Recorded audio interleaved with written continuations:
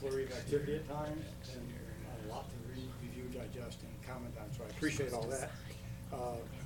Also, been working on, and I appreciate Ron the Brewer's indulgence. I wasn't feeling so hot from like Friday, Saturday until yesterday. Her indulgence on allowing me to push back my final review of some of the conveyances, and so I appreciate that very much, Ron's consideration. Also work with staff on the Ford line. You may get an update from April and or Chris on the Ford line retainage request that we recommend it, and the staff is taking care of that, to reject it as for a number of reasons. And today is the date for us to do that, and it will be achieved. And working on some other memorandums with April with regard to some other issues that have popped up recently or are sort of in the hopper, on the burner. Thank you. You want to talk about Girl Scout building? Or you I wanna think, wait I till think there's later? a separate, there's two items on that, I believe. We have I think April has it under, oh, it's under me? Oh. Thank you. I believe there's actually an action item under 6B to be taken up later as far as direction regarding the building. April did a very comprehensive summary of all the reports that were prepared concerning the Girl Scout building, and she attached a copy of my relatively dry letter of objection with regards to certain deed restrictions that we believe are still out there. And then I provided a cover memorandum, or a memorandum outlining possible approaches and issues to be resolved.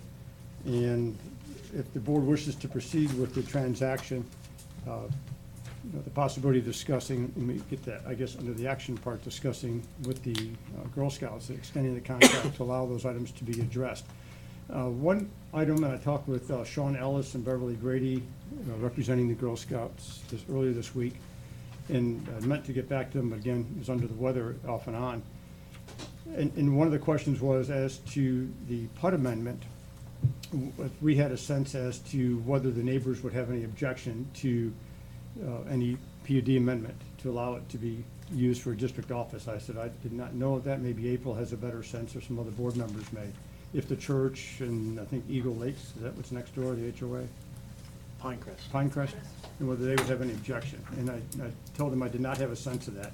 And they're trying to keep their costs, as I understand it, the attorneys are trying to keep the costs to the Girl Scouts down, the expenses down.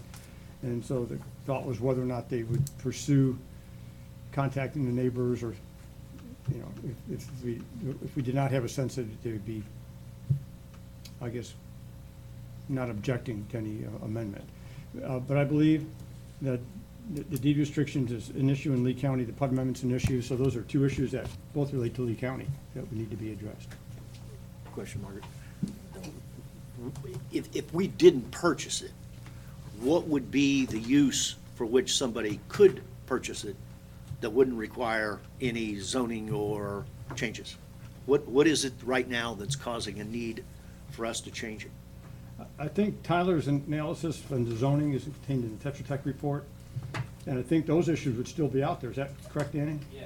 From Lee County zoning standpoint. Well, my question is what can they sell it to that would require no action?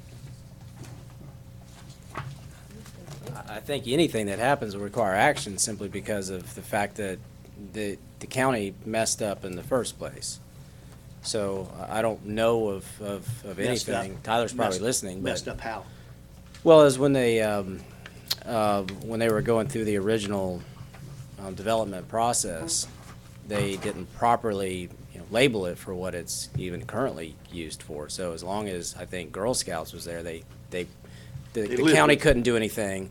But I think anything that it were to become would have to go through a process. So it fell through the cracks. It fell through the cracks. And I think as Tyler indicated in the Tetra Tech report, it's page 144 of the agenda. The zoning department's stance is that although they're not objecting to the parcel's use as an office/admin complex, it was never formalized for use as that, which in my opinion poses a problem for the district. Basically, the parcel currently sits in a zoning, quote, no man's land, close quotes. As such, the zoning department is requiring a PUD amendment, et cetera. And you're right, Ed, from a practical standpoint, in any real estate transaction, unless somebody's paying cash and willing to risk that. Any lender's gonna require affirmation that the zoning is appropriate. But we don't have anything at this point in time to indicate that the county is going to be contrary to our doing it. To a PUD amendment? Yes. Well, the report, it just says to avoid a public hearing and to allow the PUD amendment to be administratively processed, the county will require letters of no objection from the adjacent HOA, the adjacent church, and the district, an updated zoning district map. So that sounds like, the question is whether it's an administrative process that's relatively quick, or if it's a public hearing process that's more time consuming. So do we have to do that, or does the seller?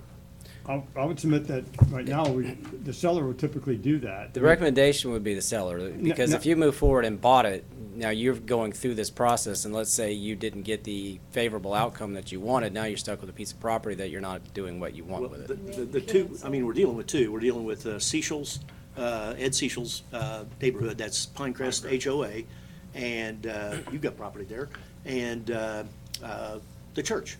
I mean, how long does it take to hand carry a letter to those two and get them to sign it? Well, I think the way, when Tyler had talked to the county, I'm not sure if that's what he has specifically as far as language in the report, but it had said from the HOA. Now, me personally, you also have neighbors that are within Pinecrest that are immediately adjacent, that abut. So I would think that, they would want to, and, I know that who looked at this before was, I think, a daycare.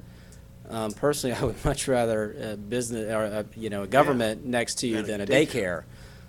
Because I've heard the noise that, little kids My make point was, is can we screaming. accelerate it by just simply preparing the letter and getting them to sign off on it?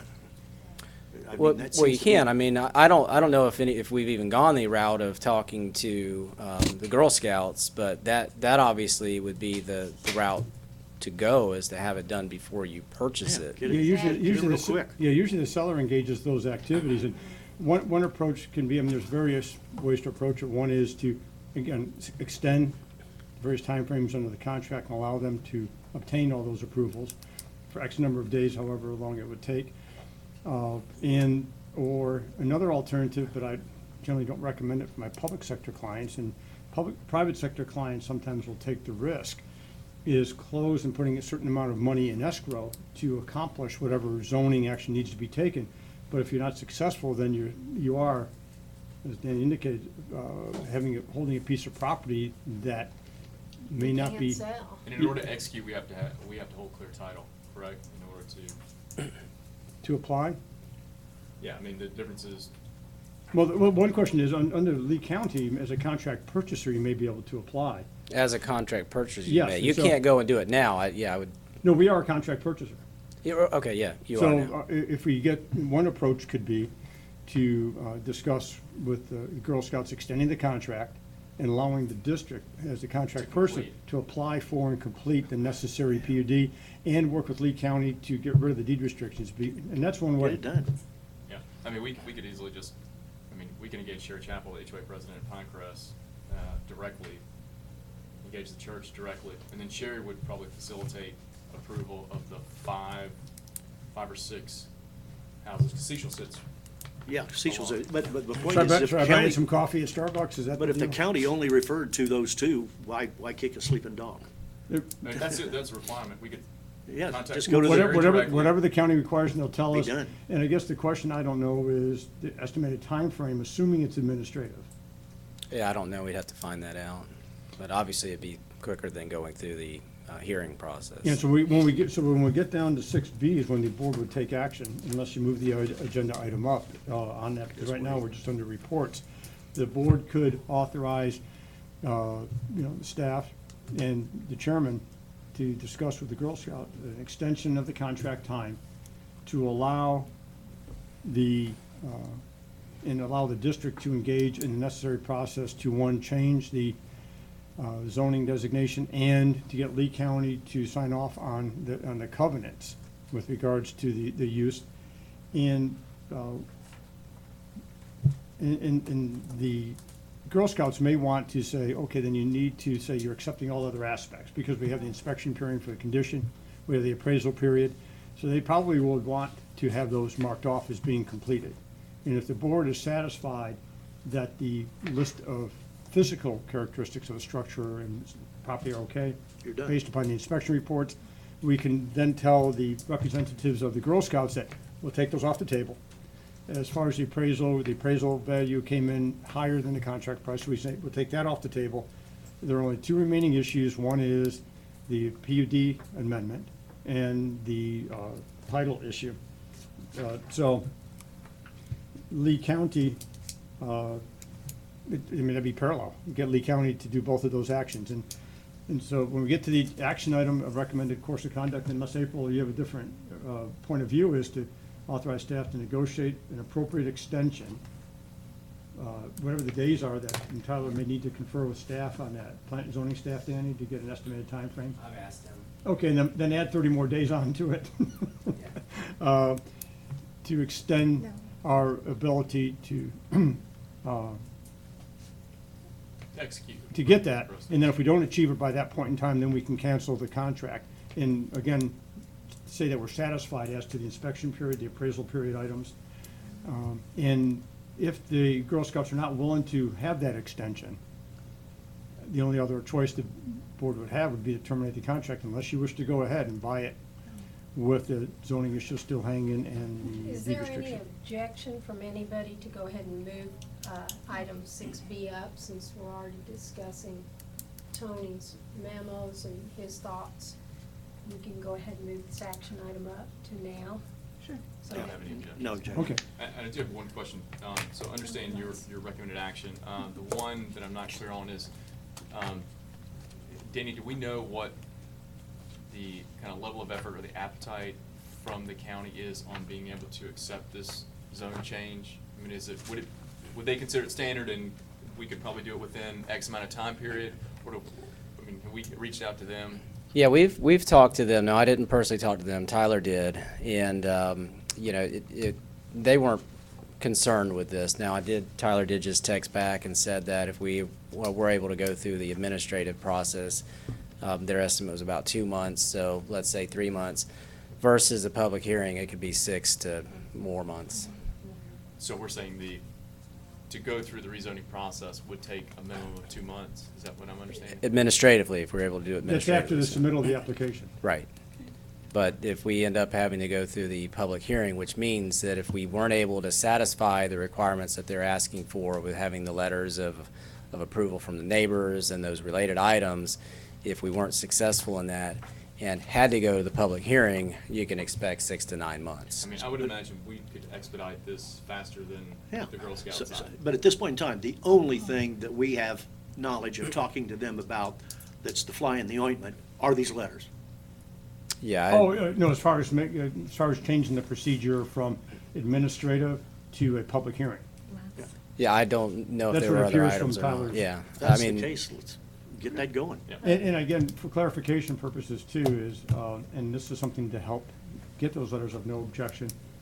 I take it that Tyler's conversations dealt with having it as an administrative office complex only, yes. no other use. And so that's one of those things that you can get greater assurance from, you know, to What give the what neighbors. would, As opposed to some other business, like a retail or some other use. Danny, go ahead and stay there, because I know Mrs. Flaherty had some questions. Okay. Okay, the first one, is this gonna cost us money? The process? Yes.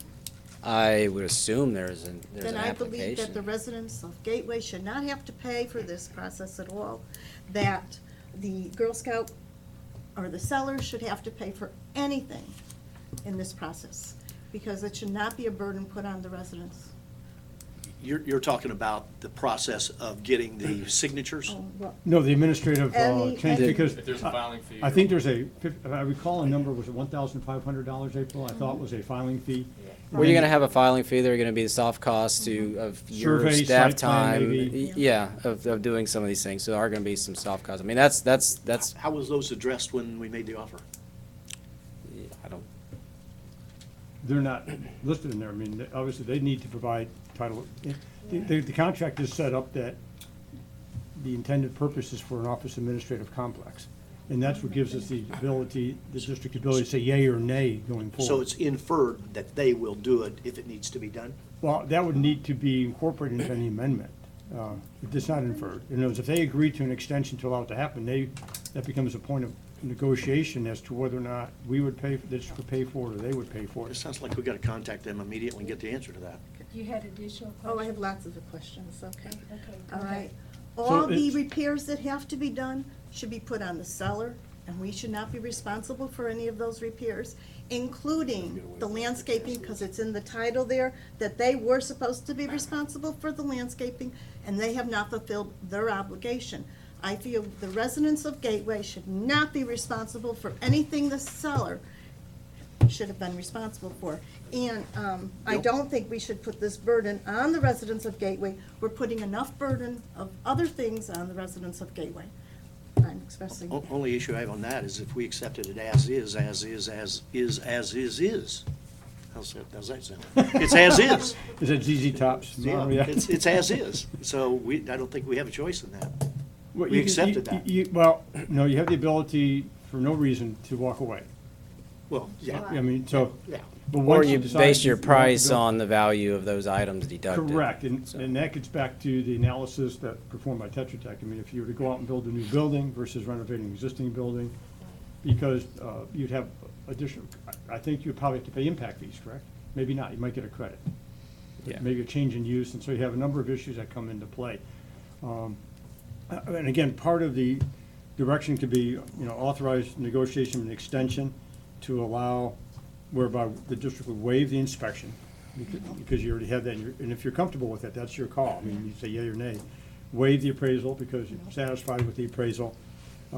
Extend the contract for, I'd say, at least 90 days for the due diligence to allow completion of an administrative zoning change say to the 120 admin days. complex use, and then allocate the responsibility for the cost of that, either a credit at closing for the district's expenditures, whether they pay for it. That's one way to handle it. What's the dollar value of what we're talking about here, notwithstanding the issue of the? The repairs? Yeah, the repairs. What's the dollar value? Order of magnitude, I mean, AC, those units were on there, let's say $50,000. I'm just, throwing a. See, I thought all that was, part of the deal was as is. But if it is as is, that's one thing, but we're talking about an amendment. If you're gonna do that amendment, if we're talking about amending the contract, and we're saying if we wanna deduct that from the offer. Oh, Is that- no, I guess, I mean, it's. part of the discussion is if the board's comfortable I with got it. everything else, Page and all we have 15 of the remaining agenda. are the issue about the title, and Lee County needing to sign off, and the zoning and land use. The board can make that decision, say, okay, we're buying it as is, we're gonna have to incur X number of dollars to make renovations, remodeling, including some other improvements as outlined in the inspection reports and Tetra Tech's report. Or the board could say, we have not only the issue about the zoning, the issue about the title, we're happy with the appraisal, but based upon the inspections, we want them to pick up the tab for X, Y, Z. And it sounds, so that's the choice the board has also. The board can say, we're That's what I comfortable with was the trying to say. inspection, and we understand these costs will need to be incurred, but we're willing to do it. I Right. mean, that's a board decision. Does that make sense? Yeah, well, I thought that we made the proposal on the knowledge that we were accepting it basically as is, and that was our price at $350. If we're saying that we're asking them to pick up $152,000, I can tell everybody, just quit wasting your time. This dog ain't gonna hunt. No. And out of that 162, I mean, in my opinion, it wouldn't all be applicable to what you would ask a seller To do. in a commercial type environment. There might be some items that we could, but Well, I mean, it's true, as you're looking at that, there are items that are associated with the inspection that are repair related, and there are other remodel items that really are, in my opinion, would not be on the seller. So I think you'd have a really hard time of getting those Well, the included. screen identifies items 1 through 10. What are we talking about number-wise of the ones that you feel could fall in the category of? Well, item one is an item that I think we felt even before the inspection was done, that those are just simple residential AC units. So, we figured they would be on the list for repair. They're normal wear and tear maintenance items. I'm not saying that they're in fact, they work. So if I were the seller, I would argue that what's wrong with them? Yeah, I mean, you know, AC units in Florida have a life. Yeah, I'm so just trying we to take find that out off. which one of these 10, or one or more, that you think you have a chance of Three, getting. definitely. Four, the 5, the remodel, no. The bathroom, no. The renovation design fees, no. The kitchen renovations, I say no. And then contingency. So maybe 3, 4, 5, $22,000. Plus, and there might be, There might be more than that. wasn't there some damage to either the There's asphalt damage, asphalt, that's there's, structural? yeah, and as Ms. Flaherty was saying, the landscaping, things like that, yeah, so, So which goes first here? Do we have to go back to them and ask them for a $22,000 deduct? Or you pick up the tab for $22,000 of estimated costs for items 3, 4, and 5? Or do we start the process of doing the zoning or PUD issues?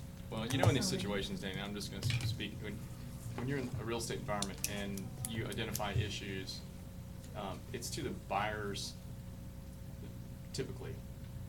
The buyer would much rather deduct that price either from the sale or deduct it from closing. You really don't wanna be in a situation where you're asking the seller to do repairs, because you have no oversight and no control. And they're gonna accountability take over the what those cheapest way of repairs are. doing So it. that's really not, I mean, that, I wouldn't.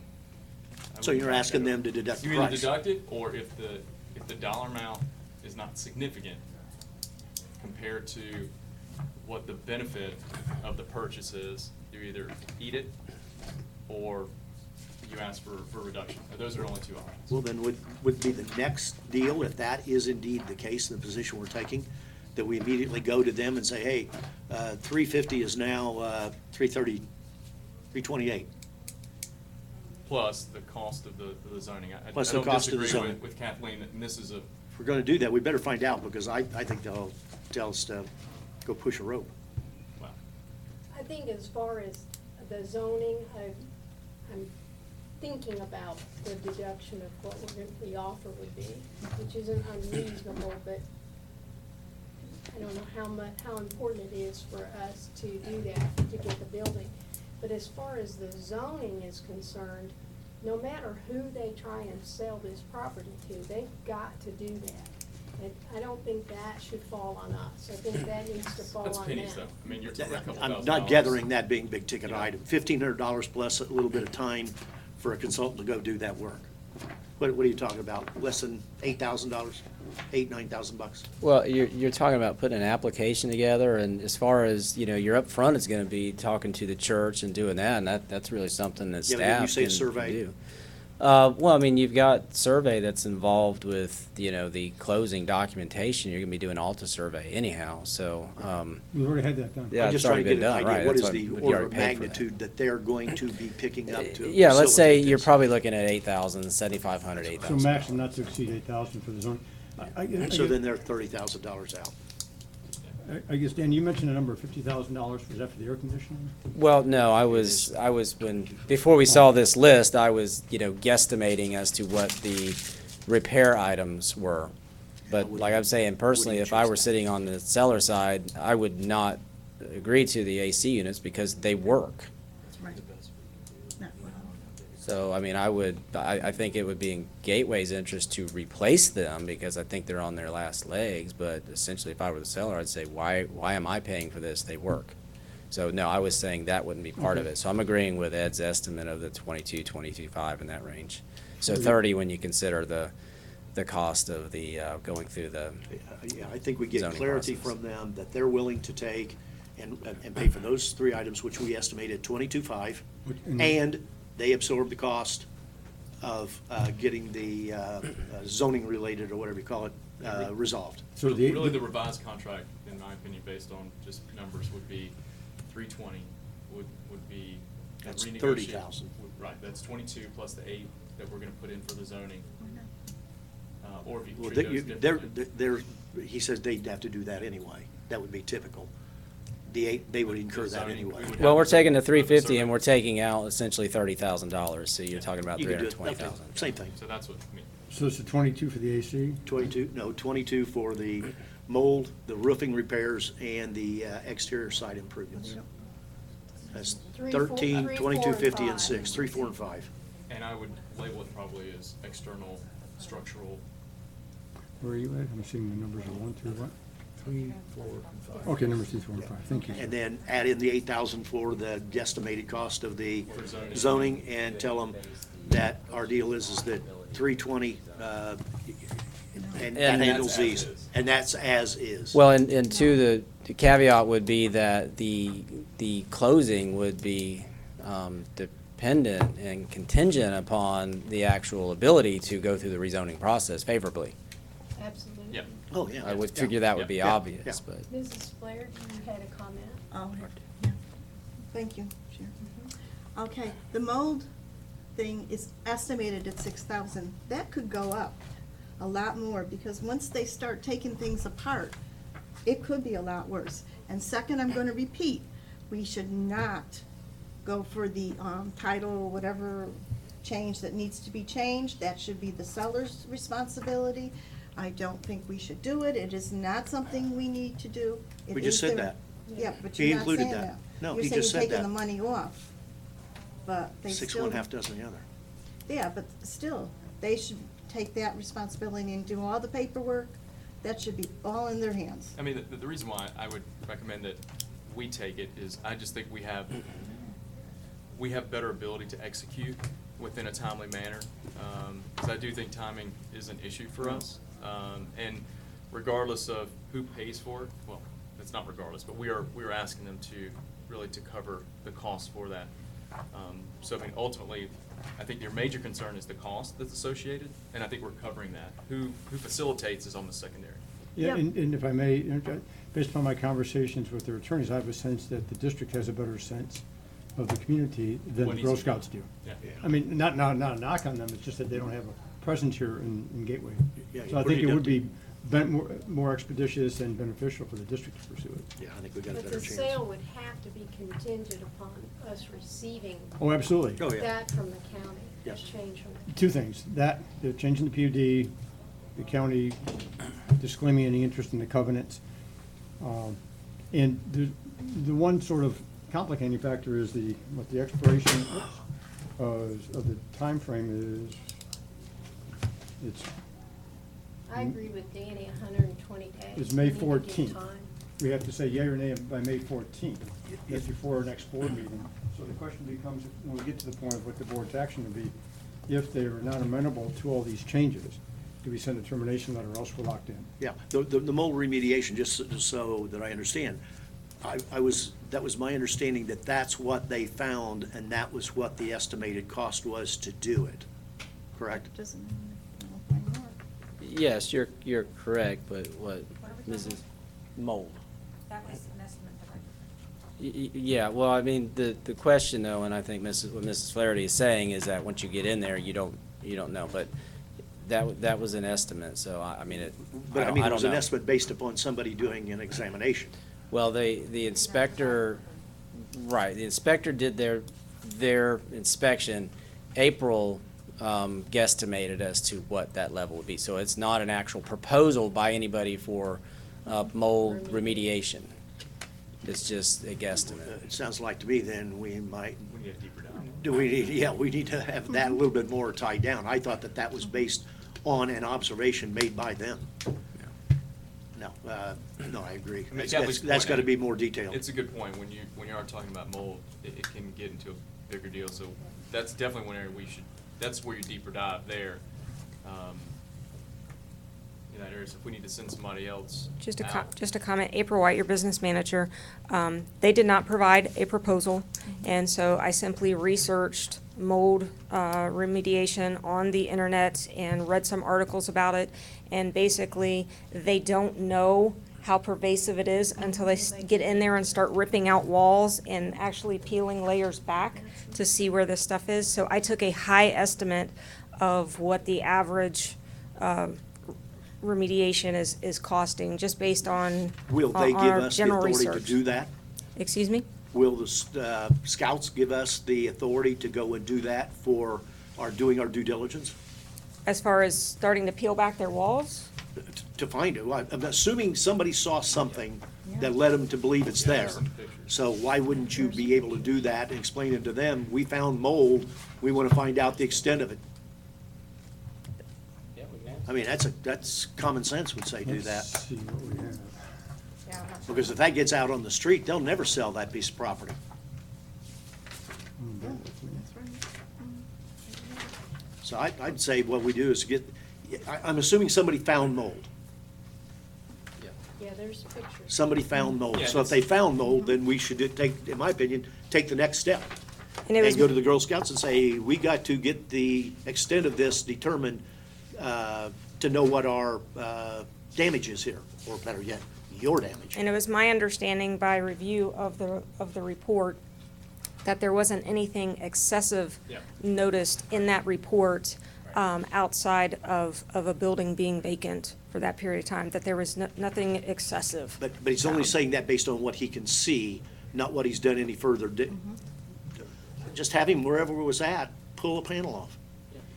So I guess from the standpoint, typically when inspections are performed, under the contract, typically you do it in such a manner as not to damage the premises. So we And would to be restore asking it to permission to part- do destructive testing, is Yes. essentially what we'd be And doing. it's real easy to them, tell them if we're not gonna do that, then we're going to have a caveat that this is gonna hang and you pick up the tab for whatever it is.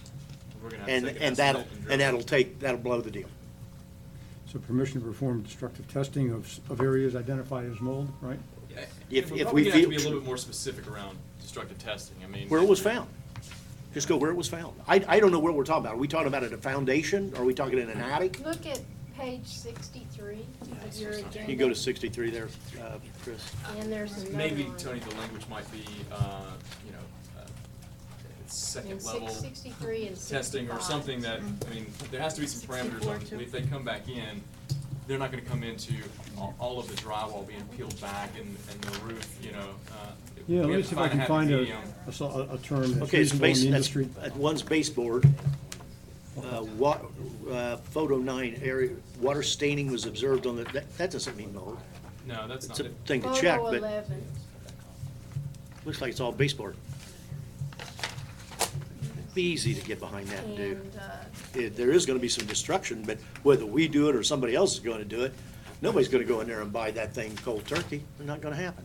in photo 16, next page, talks about the air handler. Yeah, that's exterior. And photo 18. Danny, do you know what the Next standard in the industry is for a commercial structure, for I'll call it second level mold testing after you initially discover some superficial mold? I No, call it? we would need to bring, and, I mean, you've got air quality in there, so we would need to talk to somebody that's an expert in that field. But, I mean, as far as destructive testing or destructive inspection, you would start at the source and go out from there until there wasn't an issue. Is that industry term, destructive testing? Well, destructive testing is something Collateral that we damage. use for, we use it on the structural side. Let's say this building, if you were looking to do structural improvements to this building, this isn't, so I would call it more destructive inspection. But let's say you wanted to add on to this building, but you had nothing as far as the design was. The destructive testing would allow you to go in and expose some beams and break into the walls to do that. So, yeah, that's an So industry we didn't term. hire a professional to do these pictures to We- tell us that we have a problem. We hired a licensed contractor, so yes, a professional, but that professional was, and they're also a licensed inspector, but they didn't bring in all these different disciplines as to what they may find. They found this as an issue, so you'd have to go to that next level now. What was their recommendation is my point. Did they make a recommendation that you go to the next level to play it safe? What happened was our inspector that we hired went in and recommended that we have a mold inspection performed, and that's what we did. We had a certified mold inspector come in and provide this mold report. But he didn't say anything about what would be a subsequent service needed to be done? No, he just recommended Have the a happy day. remediation. He did not recommend to go in and have any other testing done. He just recommended us to go in and clean the building. Can we- That was can the we go back and recommendation. have Billy a Bob did little we more hire? clarity on that report, maybe with an estimate, or even reading through it, I'm not sure exactly what the severity is, or what the, I know, kind of reading through it, I'm just wondering if we can get him to come back and just put a little bit more information on maybe a cost estimate or what the severity is. Well, yeah, because if it's a matter of disinfection versus replacing walls, there's a big difference there.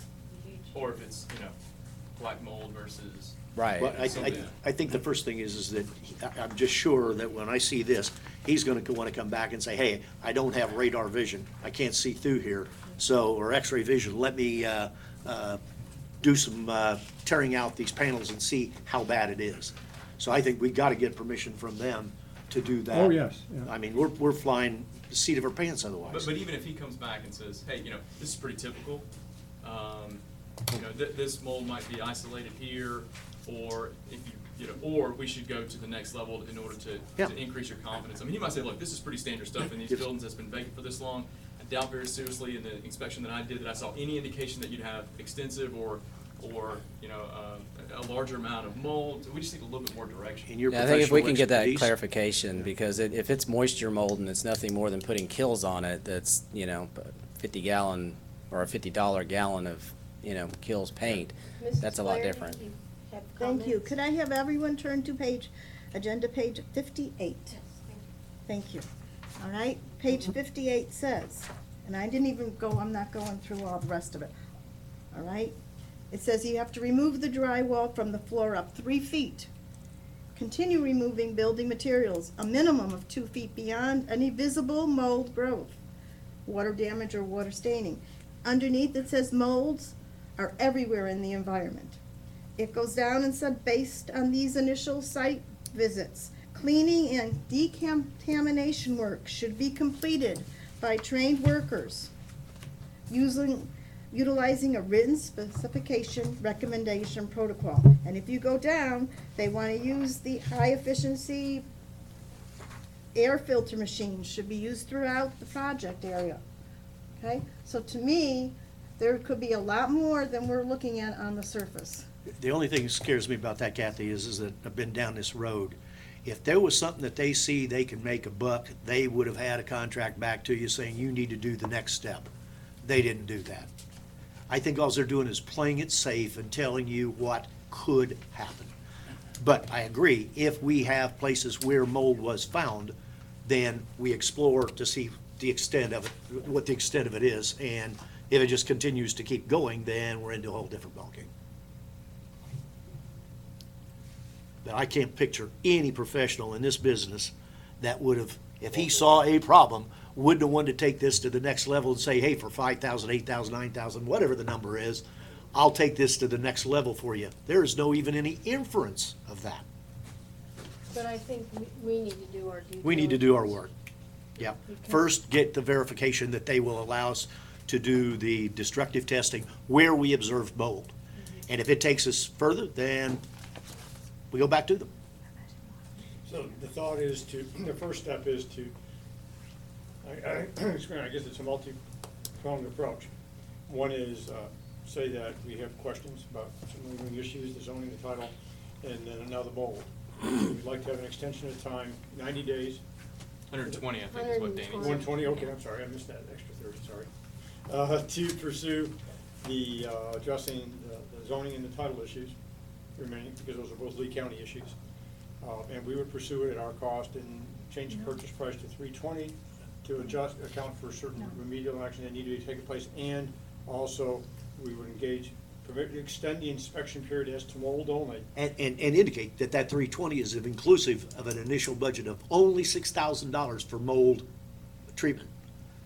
If we find out through this further due diligence that it's 26,000 or 36,000, whole new ballgame. Well, that becomes part of the inspection period being extended Yeah. for the mold. Yeah, yeah. Because then at the end of the day, if you find out it's 25,000, you may want to say, Well, we don't want the deal at all. My point was the 320 included an allowance of just 6,000. Understand, but I think to make it easier, it might be that we have this extension of the inspection period for mold inspection, to allow destructive testing Yeah.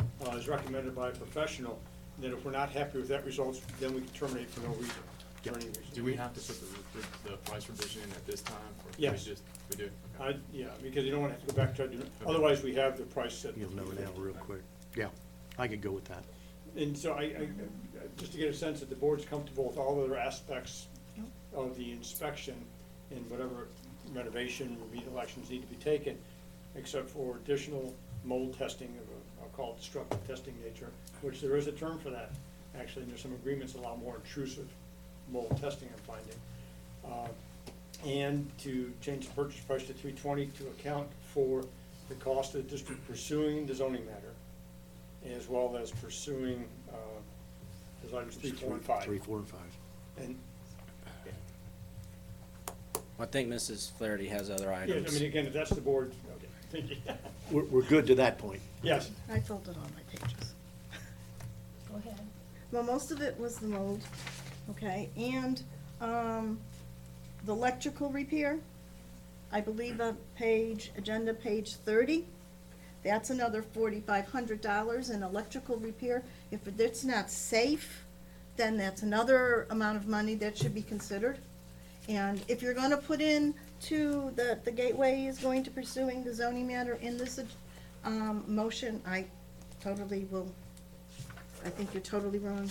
I still believe that if we go through it and we find out there's no mold and we're still paying for that zoning thing, and I don't believe we should have Well, to. that's part of the reduction. part of the reduction in price. Yeah, but you know what if we go through and we find out that we're not gonna buy the place? I don't think we should, and we're still stuck with that amount of money that we put out. Well, I we've guess got one money way- we've put one- out for Yeah, one inspections way- and things at this point anyway. You know, one way to approach it might be also that, I think we'll have a pretty good idea pretty quickly about the mold when they do the intrusive testing. That'll be less than 120 days. And so at that point in time, if the testing comes back, it's gonna be a much larger, a huge number, what a great phrase. We A don't- much larger don't- number. we don't apply. The board can say, okay, we started the process, but we're stopping the process, we're terminating the contract, so your exposure may only be for a filing fee. You know, not the 8,000, but 1,500. That might be, I mean, that's relatively minor. I mean, I understand dollars are dollars, but that's one way to approach it, because we may even have the test results back before you initiate the zoning process. Now, Tony, could we throw in, I mean, I don't want to muddy the water, but Kathleen does bring up a good point, that if we go through and terminate, and we do have expenditures at that point, we would be eating those dollars. Could we put a clause in there that says if we terminate and we do complete the zoning piece, that money could potentially be refunded? That's possible, you know, once again, it requires Probably both not very parties to, likely, but- it requires both parties to agree to that. They may, you never know what the seller is gonna be agreeable to, but like I said, my thinking is that the inspection of the intrusive testing, or call it destructive testing for mold, should be capable of being done within 30 days. So we could sequence it, so we could pull out it Right, before we complete the yeah, zoning. before and you even dollars. apply for the zoning, before you, that's what I'm saying, before. I'm okay with that. Or, you know, say it takes a little bit longer and you have to pay the filing fee of $1,500, that's relatively small compared to everything else. So I think, I wouldn't worry so much about that. I think that's something that could be addressed, you'd have a pretty good handle pretty quickly on. Is that a fair statement, April or Danny? Do you think they could do Yeah, the that- destructive testing quickly? Yes. Heck, I got a crowbar in my car. I'm just kidding. I got 4 boys. We'll just call the fixer-uppers on. Or get some mad athletes after a yeah. football game when they lose, get those drywalls.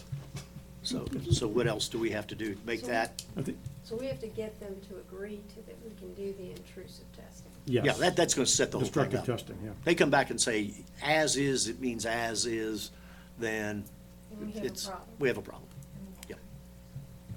We have a In recognizing, I think part of the negotiating position of the district is, and we sort of talked about it, is all these issues and items are now public record. No, I'm just totally. And so anybody else that's gonna require it can easily get this information and engage in their negotiation, and we have a willing buyer right now. So I mean, hopefully they'd be amenable to Yeah, they're- recognize. But once again, you know, I can't speak for the sellers. And I would even have, just from a staff perspective, either Danny or April, reach out to the person who did the mold inspection. And just say, look, we reviewed this, the board still has some pain around the unknowns around the mold. This is what we're proposing to do next. How quickly can we? Well, not only how quickly, but what else you know, would you do in order, if you had a, Well, does this a firm client even to do- make them feel more at ease? Yeah, we're all talking about stuff that we're not, obviously, Does this none of firm us even are have the experts ability to at. do this? Does the mold expert have the Yeah, ability? Yeah, so you have the ability, if we would have told him while we were there, hey, take off that wall and check it, can he even Well, do it? Yeah, you know, and for all we know, he may not recommend to even do the destructive. I mean, we don't know. We're all just talking about something, making assumptions. Well, So, and not to interrupt you, Danny, but I mean, it could simply just be drill a hole here, put a camera down, or take some samples, or, I mean, we're not, it doesn't have to, I mean, Right. technology's a little different Right. than, you know, so If I it's just think we need simple- the expert to guide us a little bit on what next steps should be. right. And again, getting back to what Mr. Tinkle had said earlier is if he saw something, or if the mold person saw something that was a big warning sign, I don't, he would have He would have said it. He would have said something right there, especially if it was something like black mold, obviously, I mean, it's Florida, you're gonna have mold, especially with a building that's been sitting. yeah, I mean, I have mold in my shower, I put kills on it. Yeah, I know your wife told me about that. Yeah. I'm real happy. Mrs. Flaherty, you had something else? Yeah, the question about the neighbors, Be careful what you say. how are you going to do that? Or is somebody gonna walk door to door? I wouldn't go to the neighbors. No. There's no requirement to go to the neighbors. The county said 2 deals. You go to the HOA and you go to the Right. church. That's it. Right. Now, what Sherry will probably do, because I sat on the board over there in Pinecrest,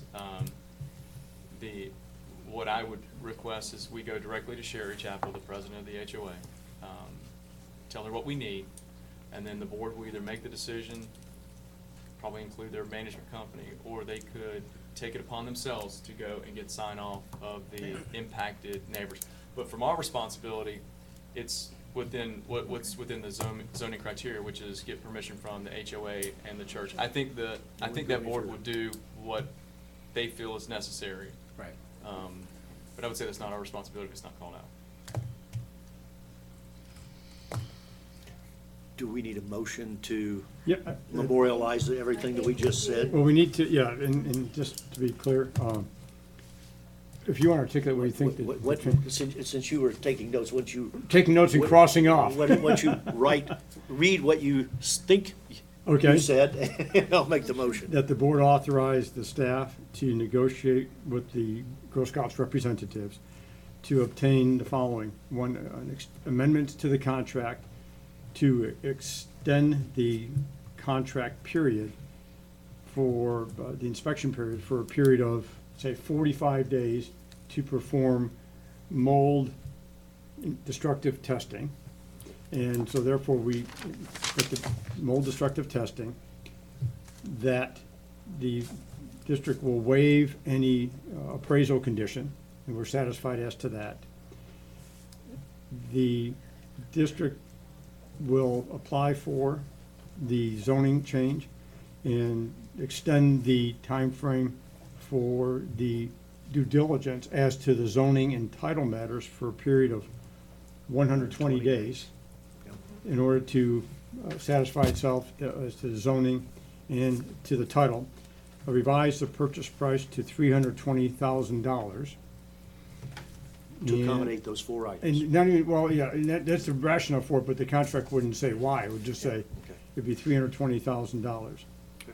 And I believe I think that's it. that's it. And April, anything else that I Well, missed? did in you that? want to throw in if you terminate, the terminate clause that they, Oh, that'll be in, and you yes. got the, and you were to go through the PUD change, that they would reimburse you for that cost, as it would be an asset to them? Well, I think, I'm comfortable that we can get the Moldens, well, Inspection we'll, first. oh, okay, I see what you're saying. I mean, it's all part of one But amendment. the mold inspection should be finished way before that. It That's, should, but, Yeah. okay. I think if we can't do that the. might mo- complicate is what I'm afraid of. Once again, I think it's easier, and again, if you say, well, we'll do the, and We just get and that- again, if we can't find a company within 45 days, we can't get the test results in 45 days, that's when you walk. Yeah, something's wrong, yeah. Yeah, and if you, it seems that, and there are a company in Fort Myers, it looks like, that does this kind of, And- construction defect is what they do. I BDG, would you ever think hear of it'd them? be way before 45 days. Yeah, I would too. And I want to just make sure that the guy that we're getting, he's reputable and knows what the hell he's doing. And then, I guess another component of this, if the Girl Scouts are not amenable to that all those modifications, It's easy. that we terminate the contract Terminate the contract. before the termination date, before May 14th. Yep. That's my motion. I'll second. Any further discussion? All in favor? Aye. Aye. Any opposed? Absolutely not. That's an opposed. That's, That's a double negative, it means you're in favor. I'm not just kidding. That's I'm definitely bad. opposed. Gotcha. All right. That brings us to business manager, staff report. How come that's got an asterisk on it? Is there something missing? We had some issues preparing the agenda. Mine doesn't have an asterisk. The one back in the back of the room did. This one does. That's why I was wondering, is there a footnote I'm missing? that's what it is. Is there any questions about what I've provided in the report? Because I have some additional information. On what? I'm sorry. Were there any questions that was in the report, for anything that's in the report? And if not, I'll just address some additional items. What page is that on, Paige? Oh, I'm sorry. I think it was, It's like was it 174. 3C? 175?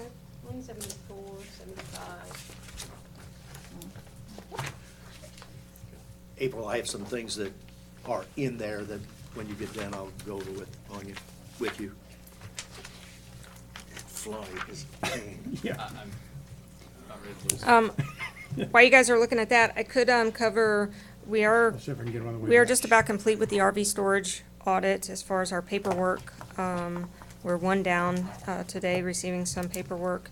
And the only outstanding paperwork now missing is the fully executed agreement, insurance and registration, is Mr. Jason Thomas. He's the only one that hasn't provided that information. And we're still working on the Girl Scout trailer that's in the parking lot. It's not registered to the same person that kind of administers it, so it's a little hairy. But I did speak to the gentleman this week, and he is going to reach out to see if he can't get the trailer on someone's insurance policy. So I don't know, we haven't quite been able to hammer that out yet with him, and there has not been any insurance provided yet on the Boy Scout trailer. But other than that, we just have the one outstanding issue. And that was insurance? You need insurance on Mr. Thomas? We haven't received any of the 3 requested items, the fully executed contract, the insurance, proof of insurance, or registration. Okay. Another item was I sent to the Board of Supervisors an email with a picture regarding our boardroom and the use of the boardroom by HOAs. We have been having some technical issues with the equipment. It's a little frustrating to staff because we're not sure exactly when the equipment is touched, whether it's the cleaning crew, whether it's the HOAs. Not sure what is going on. So I had sent you an email to express some of the issues that we have regarding sharing the use of the boardroom with the HOAs. Part of that was security to our facility. It's difficult for us to gain accountability for security because there's so many people coming in and out of the facility. They also are provided keys to the facility, and they are provided the alarm system code, and that's their responsibility to secure our building when they leave. There has been reports of trash found in the room after HOA meetings. And of course, the picture demonstrated that all of the monitors were laid down except one. So one of the things that I wanted to revisit with you, because since I have been here at Gateway, we have not discussed the issue of sharing our facility to provide accommodations to the HOAs to have these meetings. And I kind of just wanted to get your thoughts on it, whether there would be consideration to no longer allow the meetings or possibly charge the HOAs a fee, just to open up a discussion on it. We do have about 7 to 10 meetings a month in here.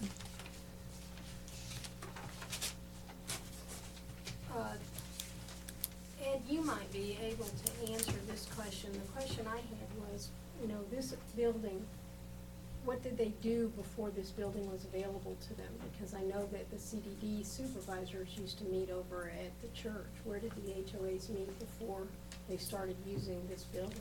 Gateway Greens always met at the country club, so they had that advantage. But I know Gateway Greens meets here for our annual meeting simply because there's more room. I'm opposed to not allowing the HOAs to use it, but I am definitely in consideration of the money that we would ask them for, and we just tell them. The reason we're doing it is we're having to bring people in to clean up after it's done. And cover And staff. cover costs. Now, the question is, what's a reasonable fee? I have no idea. Well, reasonable fee would be, one, it's after hours, so you have to pay them time and a half. They're hourly or come up with a comparable rate. And I think there is a, Or we just pay a staff person to sit there in the whole meeting, that's what I'm saying. and we just pay them. Yeah, that's what I'm saying. I mean, That wouldn't, I don't have a problem with that. now granted, you have to have staff willing to do that. So Time and a I mean, half, they might I be know that- happy. So, when we were at Pinecrest, we used to charge, I think the Girl Scouts charged us like $75, or the church would charge us $75, or even Cornerstone, we used their management company facility, I think at some point, but the dollar amount was somewhere around 50 or 75. Go ahead. How about a refundable deposit where they have to pay ahead of time? And if the staff comes in and finds some problems, then they don't get that back, but if there isn't any problems, then they get it back.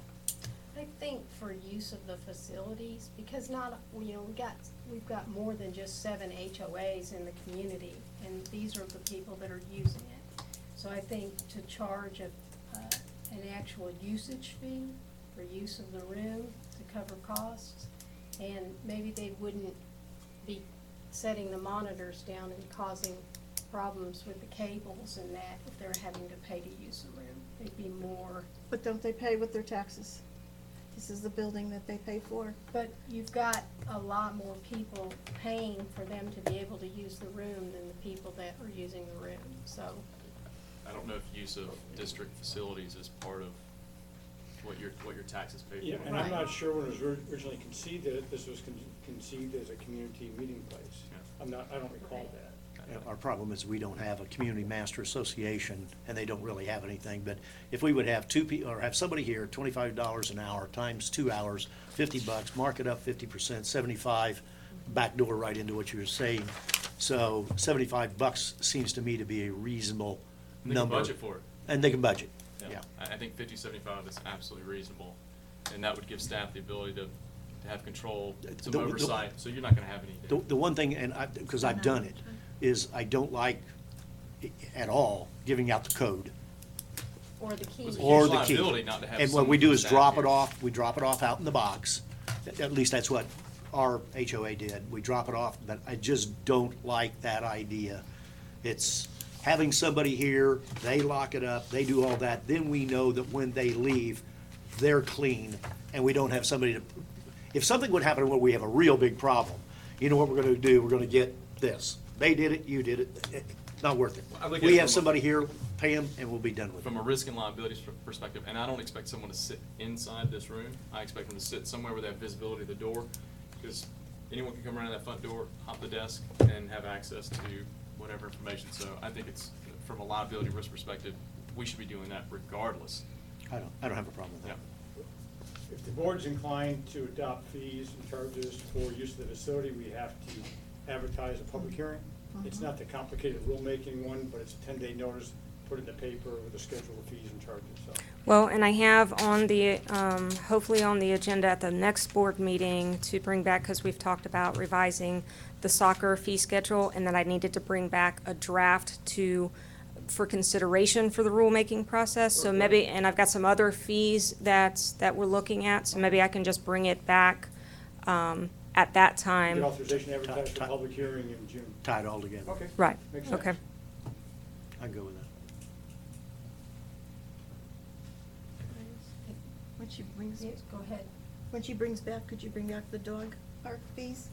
I would like them to be just a fee for once a year and not staggered, So no matter what time a person comes in, the fee would be like, if you, our budget is October, so if it's whatever the fee is, it's October, even if they come in March of the following year, So they you pay don't them. want a prorate? I don't You want just a prorate, I want the one fee for, to make.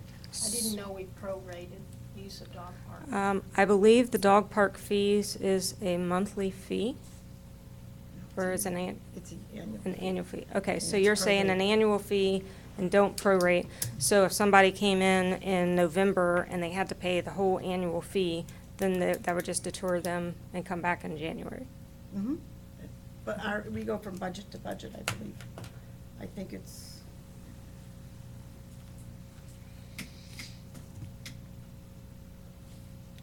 When you say you're coming back with the park, are you talking about the soccer fees?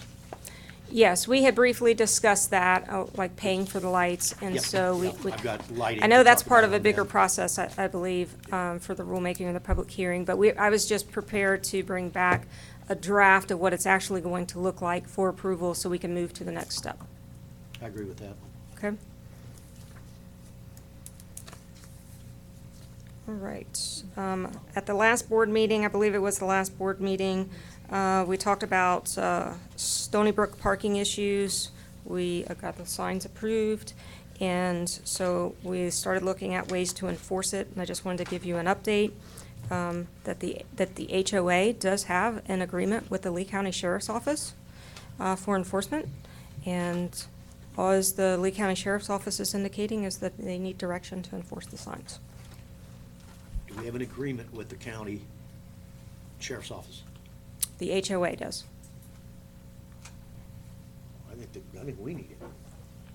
Well, it's up to Our the name's sheriff. gotta be in there somewhere because they're doing our roads. That was the information, the direction from our officer, our deputy, that our neighborhood officer for the Lee County Sheriff's Office, Does is he that they understand basically. they don't own the roads? Yes. And that was just the information provided from him, is that they simply just need direction to enforce this on it. Something's gotta be in there to protect us. Yeah, I guess the question is, if you want April and I to meet with the SO on that, to make sure, like, the attorney for the sheriff, you know, clarify that, or comfortable? I was just There might be conveying the ways to make information. sure. Yeah, I think the agreement needs to include maybe both entities. It could- Somehow, yeah. It could be amended to be Okay, the so- HOA and the CDD. Okay, so on April and I will meet with the next sheriff's department. agreement. Because the only thing that he's doing on this that would allow the and is just the roads that we own. Right. Correct. Yeah, I would agree to that. Okay, so the direction is to coordinate with legal on revising the agreement and meet with In the. the sheriff's department or county if necessary. Okay. Yeah, now this, they don't do it through the county commissioner. When we did it at Do it Gateway through Greens, the sheriff's we did it office. through the county. Correct. and that's- Now it's through the sheriff only, the county's not involved, Yeah. or the county commissioners are no longer involved. The other one is that, well, I'll tell you, came close to getting royally burned on this one over there. Is there anything in there that where we are categorically indicating that all of our facilities are MUTCD compliant?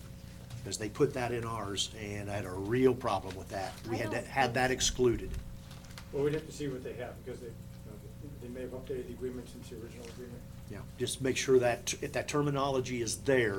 Well, you'll see it. that's- You'll have to that's agree. good. Yeah, so I don't, We I don't. can't agree to it. I haven't seen the HOA agreement with the sheriff's office. It's an older agreement, and I think it may be one of the older county. If it's an old one, it's got it in there, I'll bet you. Ours had it in there, and we told them, we can't sign it that way.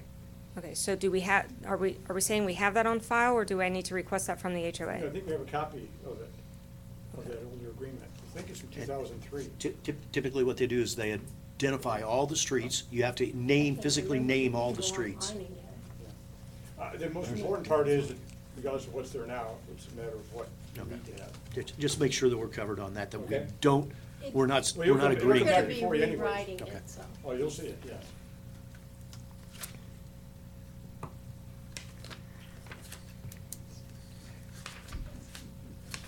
That was it for me.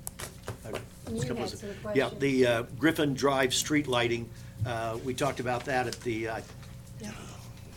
the last meeting, that fly is a pest. Fly. I'm glad he's I bothering see- you Oh, guys and yes, not he me. is. We, in my opinion, we've got everything that we need to be able to go, we've got a price estimate from Bentley Electric. The only thing that we need to do is to authorize Bentley Electric to go pursue the permitting. I've talked to Randy Searchy, and he did not give me any indication that there would be any reason why this wouldn't be just a simple deal coming in, show them a map, show them a plan, show them where it's going to go, and tell us what we're doing type of thing. And it's clear. I think we had a price at the last meeting from Bentley, Chris, 82.9, something like that? Right. $82,900. And I see no reason why we're delaying that street lighting. Let's move with it. I think it's budget. We had it in the budget and then it got taken out of the budget and now where would the money come from? Yes. We and- have $80,000 in the budget for the lighting of the soccer park that's not applicable. We're not doing that. The way that I understand it, and Stephen can probably comment more effectively on this, but just because in our 5-year plan, we are only funding 1 year at a time, correct? So although in those future years, we have that $79,000 on our plan, on our radar, those years have not been funded. Well, So. what about this year? There We- was 79,000. $79,000 in the We've, budget. and they're working on that payment now. That was something that we had discussed, that's the $79,000 that they're fixing the stadium lights. Okay, I thought it was 2 years of 79 had been applied. Not I thought it was funded. 2 years, because it went through like 2020 on the budget. It's Yes. a reoccurring. Yeah, it was recurring each year. Yeah, it's You're recurring only- each year. Each budget year So- only funds one. Yeah, 79,000, so we put in 79, we put in another 79, that's way next year. more than we need to do the work. But Why we can't haven't funded this, we're using the 79,000 for this budget year. We haven't funded. We're the using it for what? The stadium lights. No. Okay, so.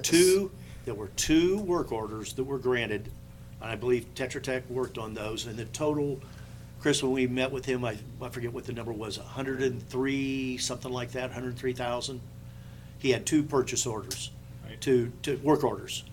That 79,000 was totally separate and in addition to that money, Okay, so. totally separate. So from kind of a layman's terms, simplify how we're looking at the budget, and Stephen, please jump in there to correct me.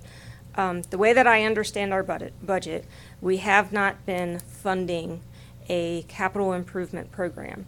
So if you fund a capital improvement program, I think it would work like Mr. Tinkle is saying, that if a project didn't get performed last year, then you still have that designated, that $79,000 that didn't get utilized in 2016, that you would still have that designated and it would roll forward with that designation on it, and so you still have that in the pot to spend. But the way that I understand it, that is not how we've been administering our capital improvement plan. The way that I understand it, we do our capital improvement plan more of a zero-based. So each year, all those encumbrances go back to zero. We reprioritize a pot of money that didn't get spent, and we reprioritize those on that forward-looking schedule. And so we're again just funding that current year. So nothing is actually rolling forward with that designation, because each time we bring to you a budget amendment, like the budget amendment that's on the agenda today, we are reprioritizing those unspent funds, and it did not hold its designation, that Drop that 2016, screen just a little 79,000. bit. You can't see the titles. Okay, there you go. 15, 16. That 100,000, 16, 17, I am positive that's the 100,000 for the 2 work orders. The other 79, 79, 79, 79, are you telling me that that wasn't in our budgets and we didn't generate money for that? Because if you didn't, how are you ever gonna pay $395? Something's fishy. Well, again, the last 3 years on there, 17, 18, 18, 19, 19, 20, has not been funded yet. This is just a plan to show you a 5-year plan. Understand that, but my problem is, Steve, is the amount of money we need to do Griffin street lighting is more than sufficient in 15, 16, 16, 17. No, I think if I can bottom line this for you, Yeah. the amendment that you have in front of you today has that project in it, so you will be able to proceed as soon as the amendment gets approved. So the 16, You mean the 17, Griffin Street lighting? Yes. the 179. What are we talking about? That's what we were talking about. Okay, so you did Okay. you did that at that Just the to budget make sure amendment. we had the money, that's Yes. all. Okay. Go north, young man. Thank you, Stephen. Sometimes you just gotta tell him, just wait, hold on. Trying to get, yeah. I'm just read the last page. I'm thinking of a number. Yeah, okay, that's fine then. Okay. Mrs. Flaherty. I have a question for Ms. White. Oh, I'm sorry. Okay. We were gonna get some technology, the ed tech expires, you were supposed to get some. Yes, and I've been trying to reach out to Mr. Banks. I was under the impression that he had some vendors that he wanted me to look at. Yep. I've got my email back up and working. Okay, I'll send it to you right now. okay, thank you. Work in progress. I do have another Except one, the Margaret. ed tech ends the end of May. Oh, no, and I had updated the board at, I believe, one of the most recent meetings, is that I reached out to Tony, and we looked at the contract, and basically whatever we determine from this due diligence process, we can exercise our 60-day cancellation clause. That's correct. The contract rolled over, because we didn't cancel ahead of time, but we have the ability to cancel anytime with 60 days' notice, yes. Thank you very Margaret, much. I got another one too. Go ahead. With all the excitement going on around here, lost track of where are we on the website of access to our past meeting minutes and, all that stuff that is. I think they're all on there. They're all on there now. They're pretty good. I Great, was looking great. for some from 2013 today and found them just like that, so Yep, thank you. yep, Diane escalated that, you, and thank got you. all that stuff on there. It's under the government tab, under finance, under documents. Do I, Just send. Okay, very good, thank you. do, There we go. I think the other ones I have are for Chris. But no, I want to compliment Diane and you, April, on that, because I was looking for stuff today. I missed it, so It was thank great. you. Yep. April? Very good. I'm finished. No, I'm finished with It was her. faster than too fast. District manager. It's better than. I was gonna ask Mr. Tinkle if he wanted to start with his questions first. Yeah, yeah. Yeah, What a okay. I'll- negotiating tactic. Trying to catch me off guard. I only have a couple of brief Pond- items for updates, so. Pond 106, I'm catching all kinds of grief over at Gateway Greens. That's a pond, if you keep in mind, was the second of our demo projects. And that's the one where we tried to do it. We used the Armamax, but we didn't put down the stone. And the reason we didn't put down the stone is because we were going to go and do the littorals, but we never did the littorals. Long story short, all the rains we have had earlier have just essentially washed all of the material out, and it's got to be redone. I believe we have a price in from Extreme Divers to do that work, and I wonder, what do we need to do to get that going? I don't know if you've got if it's a budgetary issue or what's holding it up, but I'm catching hell from Who's neighbors doing over work there. on that lake right now? Nobody. 106 is one of the ones we did earlier. Yeah, 2 years ago. That's not the one that Dolores is talking about. No, that's No. 126. No, we discussed that this morning with Ellen. We were talking about moving some money that we had left on the aquagenics contract Are for the these spring. washouts, or is it Yeah. all the way around? It's all the way around. I don't know what they used it was for sod. They put the sod down and, the little hooks, clamps. Yeah, yeah. All you can see is just rows of clamps. All the sod's gone.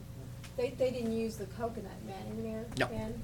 Okay. They used the Armamax, Okay. but they covered it with dirt. And then part of it was covered with sod, and the rest of it was held open for littorals that we never planted. And so the issue is that we need to return that probably the way ponds 107 and 108 were done, which is basically number 4 stone on 3 sides. The 4th side being the golf course. And Elle has prepared an agenda item that we're going to get to you at the next meeting. So that's on the agenda for the next meeting? Okay. Then the other one was the, God, I don't even know how to start this one. The golf course lake bank. I have gone to Extreme Divers, Brad, and Brad took me over to Pelican Reserve to show me a new innovative way that they're doing it. To save money and reduce the cost. And essentially what it is it's a mixture of the current backfill material we're using with the number 4 stone into a 50-50 slurry. He mixes it together, goes out and dumps it, and then shapes it to the 4-to-1, compacts it, and over there, he's been putting littorals in it directly. Now, it's not littorals placed pursuant to our pond standards, which calls one square foot, one every square foot and 4 down, so four littorals per Four running rows, foot. yeah. I'll get it out. And I wrote up a spec, sent it to Danny, sent it to Chris, I may even say to Tony, but getting a price from Brad. We have now received back from them a price proposal to do about 3,800 feet of the ponds that we are doing in Gateway. In other words, 116 and 126 have about 3,800 feet of golf course side. This would be doing that, and I have a price from them to do it. I don't really want to open that up at this point in time because I believe we're in the process of getting a price from another vendor, one of the contractors that are working out there. And I'd be anxious to say, and we don't know exactly what he's planning on doing, if it's the same of what we asked for a price from Extreme. The reason I did it from Extreme on that manner is simply to try to come up with a methodology that will get us back down below $100 a foot. Going forward, we cannot continue at $200, $220, $260 a foot. It's that simple. And we're gonna have to have a secondary option, because I guarantee you, this won't be the last time we hear someone say, what about the other side, what, you know, how are you gonna address things that aren't really covered? We gotta So- have that, we gotta have those answers, but the issue is right now, we got these ponds there, everybody, why would you do it that way? Why would you do it half you know what? And we can do it. Now, it generates a problem, a logistics problem. One, it's real simple, that if we do it with a change order with the existing contractor, we're clean and we can use the SRF money. However, if we can't get a price from the contractor to perform, one of our 2 existing contractors to perform the work at a reasonable price, and we have to go to somebody like Extreme, then if they cannot do it as a change order, our only choice is to do it as a proposal with them, and then we get back to that $195,000 figure of the limit of issuing work. And the question comes, that eliminates SRF funding from consideration now. Do we have a pool, and I'd asked Stephen earlier, and hopefully he has an answer, do we have a pool, because a couple of years ago, we set up, I thought, $600,000 per year for pond-related work, which is inclusive of, like the $300,000 we did that we pulled out of to do Stony Brook's storm sewers. I just got on, so I don't know what happened, if those funds are still there, but the question is, can we use those funds to fund the course, the golf course side, if we cannot get a contract change order with one of the 2 vendors? The short answer is yes. You have, and I'll hand out some additional schedules, about $700,000 in the reserve account after everything that you're gonna look at today to approve. So you have that pool of money. It's up to the board to decide, you know, how much they wanna use for whatever projects. Stephen, was that put in Couple years prior ago. to the Oh, way SRF before. funding consideration? Way before. Yes, this is the Okay, first so this is year- not just extra budgeted money, right? Correct. This is the money that we used, or we were going to use, for the Lake 87, I believe, or I'm sorry, Lake 83. That would be where we would draw that money out of. Yeah. It's the same place, but Lake 83 is still in the plans to do. Okay, yeah, okay. Now, Well- the way this works is you have a pool of money in your reserve account. That is funded from the general fund every year. When we budget a certain amount, that gets moved over from the general fund into this pool of money. And that pool of money can be used for whatever is budgeted, or you do budget amendments, you know, and then you can use up that money. If the money runs out, you're gonna have to, you know, either put more in for the general fund or finance stuff. But that money is there. Now, at year end, anything that has not been spent but budgeted, we tend to say that money lapse, the appropriation lapse. And what we do is we bring it back to the board and say, Reconsider. reconsider this. Some of it you don't have a choice. There might be a purchase order already approved and established in contracts. Others you can say, you know what, we're gonna push this off, you know, and use the money for something else. I'm not ready to make a motion to take an action simply because we still have other parties to hear from. But I'd like to have it on the agenda for the next meeting, because prior to that next meeting, we should have the numbers back from the other contractor to be able to come before the board with what the level of effort and what the number of dollars it's going to require to do Pond 116, 126 golf course site. And Ed, if we go back to the actual contractors that are on site and said, you know, can you give us an estimate if we were to continue this here? And are you familiar with this technique that Bib Extreme Divers is using?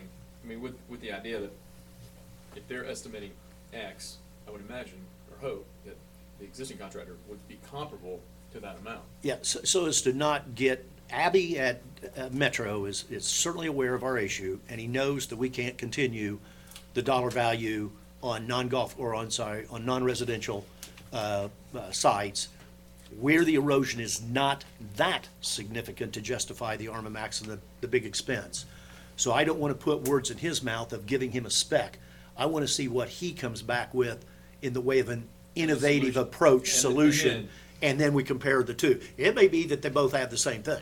Yeah. And I think we need proposals in front of us. Yes. Just to Yeah. vote on it. Yeah, We need oh, to yeah, yeah, see yeah, the yeah, oh, yeah, specifics. definitely. But I wanted to have that on the agenda for the next meeting. And I did discuss that with Abby on Wednesday, and he gave me a preliminary estimate, and he was putting something together in writing, and it is under $100 a linear foot, but not by Right. much. Okay. The last one, Hampton Park, my favorite subject. I've been out there now, and I'll tell you, I've never been so frustrated in my life as the meeting we had a week ago in here. There's some people having some real troubles with King's English of what our permit criteria manual says. It categorically states that we're to have cross-sections. I mean, it's as clear as can be about In our permit cross-sections. In criteria? our permit criteria manual. And they acted like they'd never heard of it before, that they don't want to give us this information. Well, we had a pretty good discussion. I will say Bracco was very professional at the meeting. Maybe a challenge of the fact that there was some falsification of records, possibly, helped the situation. But the answer is, we haven't got this information. They have already gone to both Lee County and South Florida Water Management District and have got both of them to grant full releases on these ponds.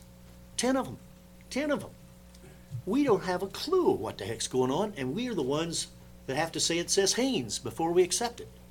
And I've had discussions even with the people on the East Coast with South Florida Water Management District. This has got to come to an end. That these developers and their engineer willy-nilly go and get these guys to approve it, and I don't know if it's Stevie Wonder or who's doing the inspection, but they can't see nothing. These ponds out there were not built in accordance with the plans and specs. So what do we do from here? Well, my thing is right now, they're up there trying to do work to get them in a position to where they think we're going to accept them. One of the things they're doing is they're going in there and putting in cocoa mat. Cocoa mat is not in the development order or the plans that were approved for this project.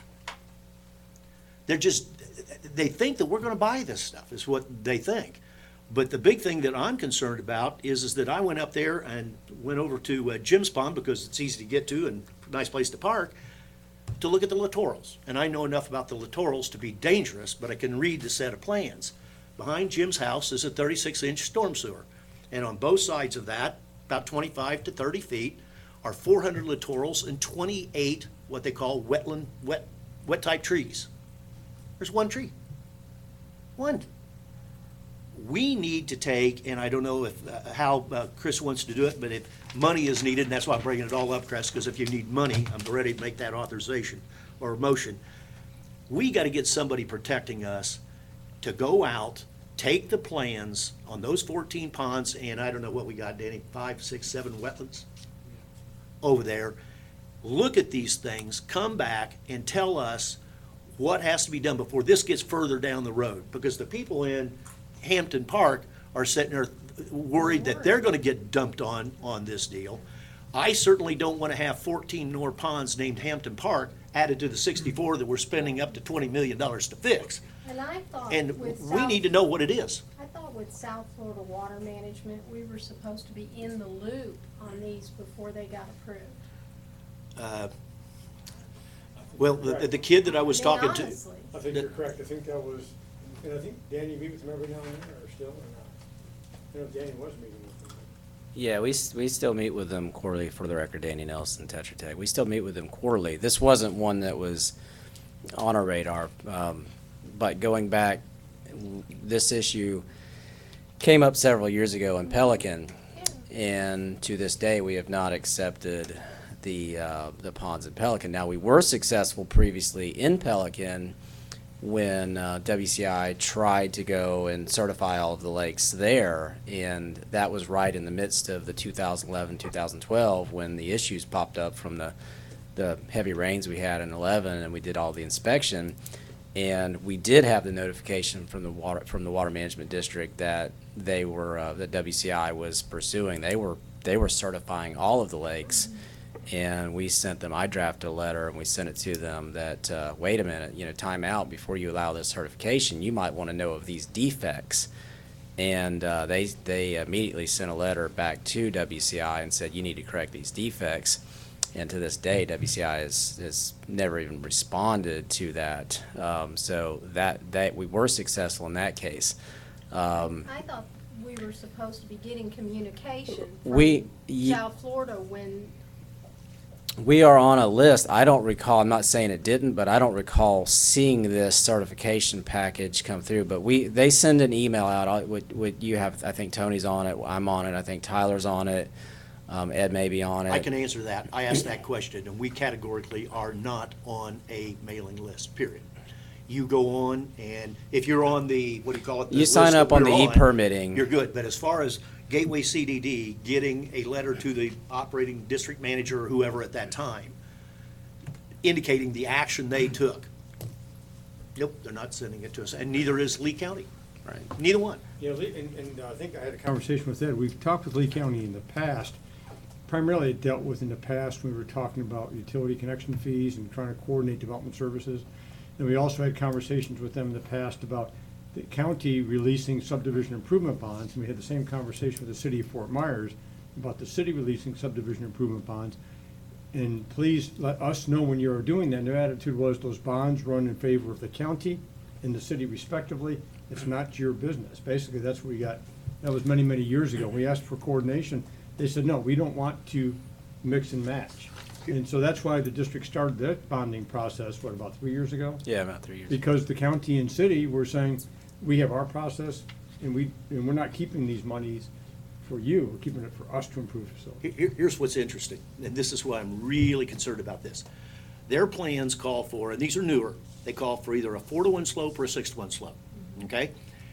They call and they have a pretty picture, they have a beautiful detail, and the plans are fantastic, very, very definitive on what's required.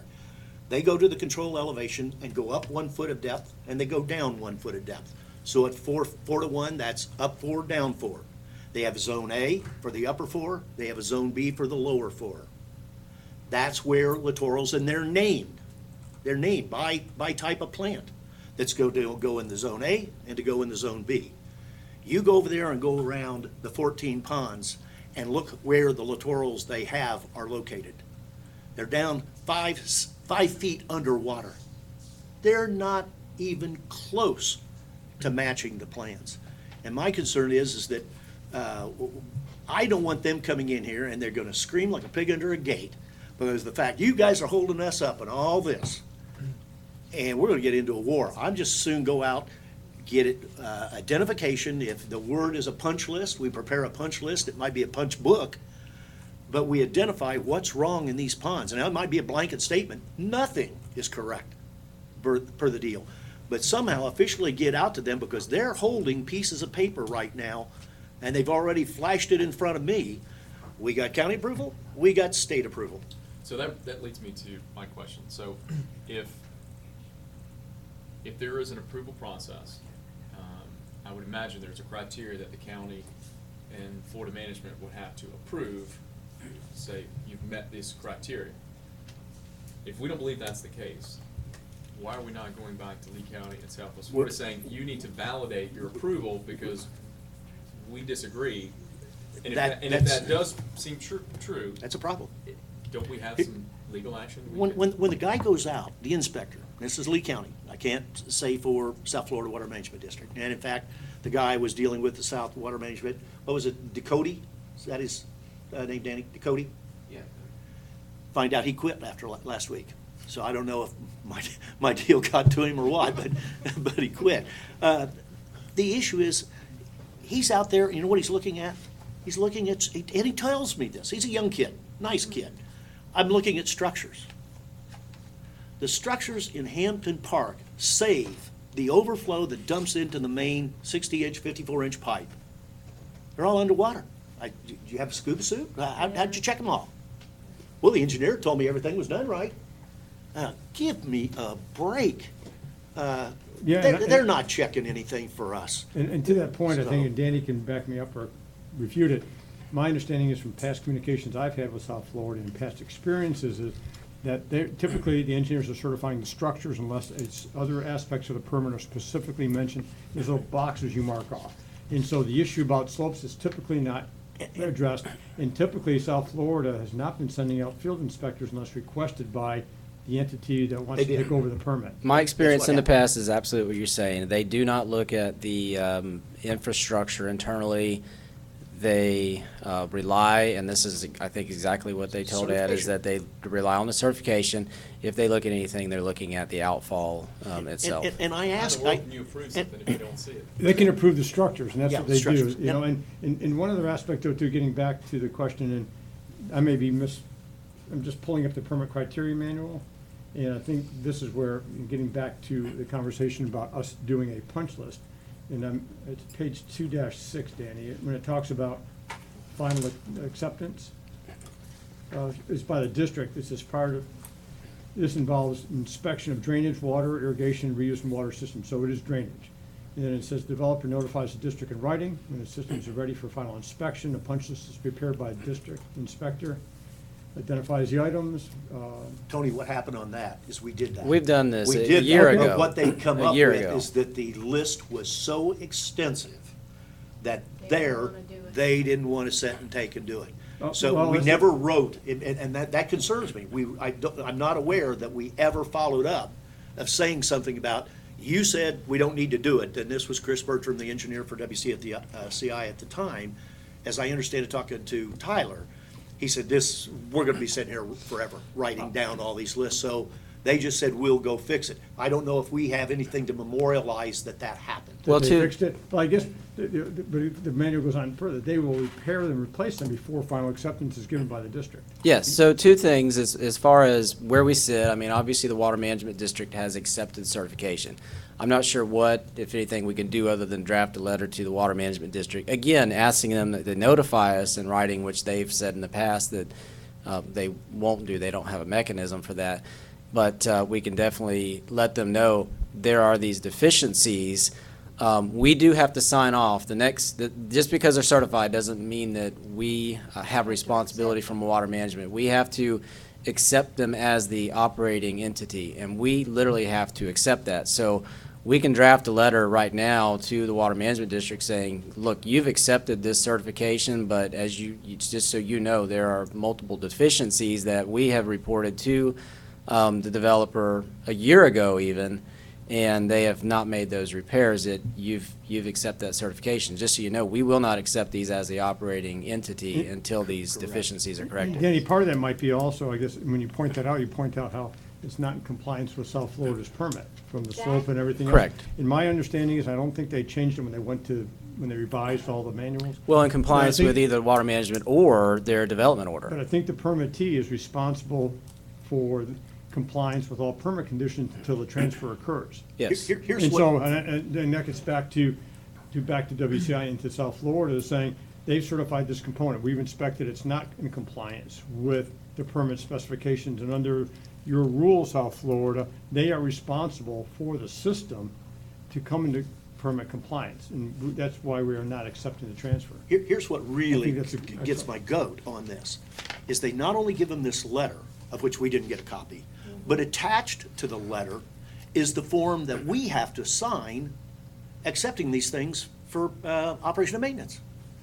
Now, if you got these, and this has been going on, both the Lee County and South Florida Water Management District. This goes back 6 years that they've had these. If I went and took the time to go to South Florida Water Management District, to take the hassle, to take whatever you think you have to take over there, including the engineer's signature on the dotted line, which I told him I wouldn't sign that for nothing of what you've signed. I mean, you're way out there in left field signing what you signed. Not Danny, somebody else. No, not Danny, somebody else. Danny's But the playing issue center is, field. but the issue is, Yeah. they gave them the form to come to us to sign off on this. And what I don't understand is guys, you know that we have to approve it. We're not gonna sign off on this stuff. But why would you as a developer, or why would you as a developer engineer, have those now for going 4, 5, 6 years and set on them? Well, man, if I'd have got that thing from South Florida Water Management District, I'd have been on the agenda for the next meeting here. Well, Why are we waiting? That just tells me right off the bat, We'll draft the letter. something's wrong. Well, But the what- answer is that I don't know what Chris needs. If we need to authorize additional funds to get a consultant in here, we want to do it with our own staff, whatever. But I think we would be well off because of the fact that I didn't see a punch list. I saw that same thing, Tony, before Lennar comes back and comes in here waving those 2 letters saying, we got the approval, sign off on this. And they will. We need something telling them guys, unless and until we see the as-bills, we see these littorals, all of this, we're not approving it. The issue is that they may have put those littorals in. I have no idea, years ago. But they had a responsibility until they turned over to maintain them. And the fact is, they aren't there right now. Let's hear And we're from talking, Chris. I'm talking thousands and thousands of littorals missing. Thousands, tens of Chris, thousands. what do you need from us? Well, my suggestion is no one at the Water Management District or the county's gonna carry the flag up the hill for us. Nope. Right. And what I would do would be research and pull the as-bills that were certified and see what they do, and then have a professional surveyor check the slopes and have a certified environmentalist, so our staff isn't involved in it. Go out and do the comparison, and then go to the Water Management District. Here's your as-bills that were certified, here's the reality. And then you could do 3, test ponds, or 5, or however many you like, and then just show them, then they'll probably get on board. You have to prove the case to them. And then whatever cost we incur, indicate, do you want to think or maybe reconsider your certification? And what you may want To also do though in the meantime is have Chris or Danny write a letter to South Florida saying we're aware of the fact that WCI is pushing to have the operating entity permit transfer. We have serious concerns about the condition of those water management systems. We are engaging the services of ABC. So just to let you know, don't bug us or push us, because sometimes they'll send nasty grams as follow-ups. Tony, do we, the district, because they haven't been turned over to us, have legal access to go into those ponds and do that type of work? I mean, obviously. Yeah, we could- have, there's access easements and lake maintenance easements already granted to the district Okay. without responsibility for maintenance until such time as we accept them. Yeah. I see this as being big because of the extent. This is the first project we've had here at Gateway, that, to my knowledge, that has this extensive littoral requirement. I mean extensive littoral requirement.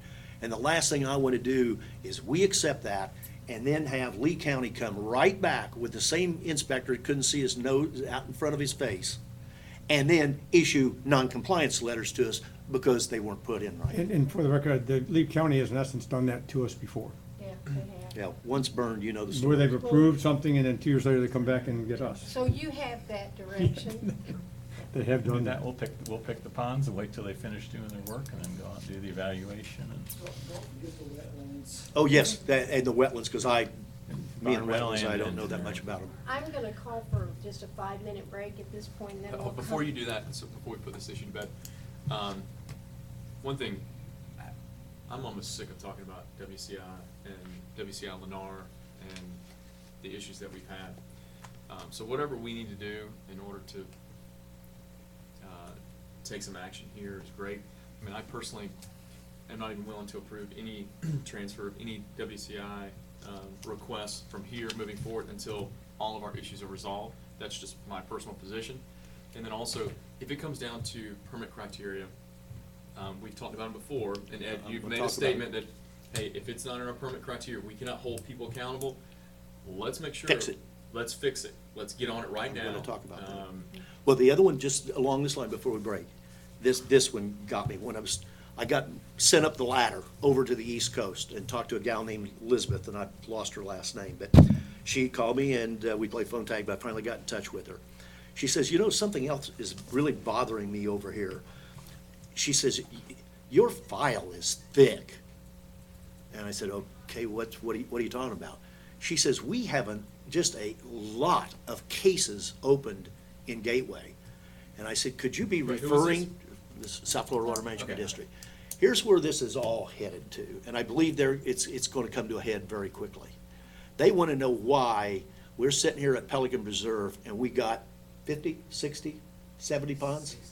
60 ponds, not one's been accepted. They're saying, this has gotta be resolved. And I said, well, here's our problem. It ain't built right.